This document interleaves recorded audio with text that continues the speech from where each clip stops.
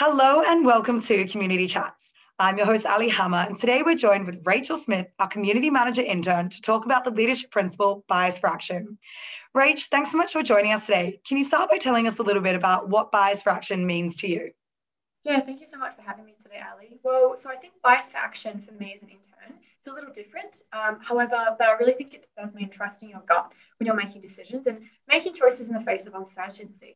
Because I think often we're faced with making decisions without knowing all the information. And the bias for action leadership principle really encourages the fact that risks are how we grow and succeed. So this LP is definitely my favorite personally, and I've seen it actioned many times throughout my year and a half here at AWS, because it shows me that AWS really does support learning from risks from people from all levels of experience. It's so interesting to hear how the leadership principles are interpreted by different people. So thanks for sharing that. And it must be quite difficult as an intern to jump right in and make decisions, trust your gut. So how have you been encouraged to practice bias for action within your internship?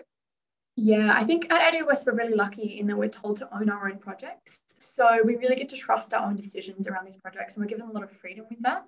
So it makes practicing and utilizing my bias for action skill really easy because we get a lot of support as well from our leaders when things do go wrong, which they sometimes do. And so we're also taught that mistakes are how we learn, which is it really helps us practice that element because we're told that without those mistakes, we never really grow. So in my time here, I've often had to make choices without knowing all the facts, which hasn't always worked out, as risks often always sometimes don't work out.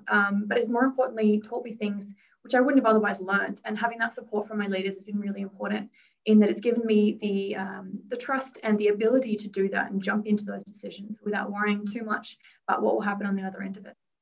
It is so important to make mistakes, and it's so great that you've been given so much support in your journey. So moving forward, some people would think that bias for action often clashes with other leadership principles such as dive deep.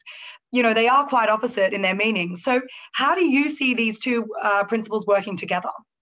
Yeah, so we're actually often asked that how different our leadership principles are because they come across as quite contradictory. But I think often people look at the leadership principles as siloed elements, and it's really important to note that a decision might use a whole bunch of leadership principles in one choice. So you might initially use a bias for action to jump into something, but you then use deep dive to really recover it at the other end. So, or the other way around, you might do a lot of research for something, and then throughout the process of using that research, you then jump into a bias for action decision that you need to make over and over again. So I also think it's situation based. So some decisions really require speed and agility with business. And we're often taught that as well because some things you just need to jump straight into, otherwise you risk losing them. But other opportunities require a deeper level of understanding and thinking. And so I think that in my opinion, can seem quite contradictory, but they're also really useful when they're used together. So I think the best way to approach leadership principles is to realize that they're all interconnected. And they're also guidelines that require some sort of balance for you to sort of make decisions and grow as a business.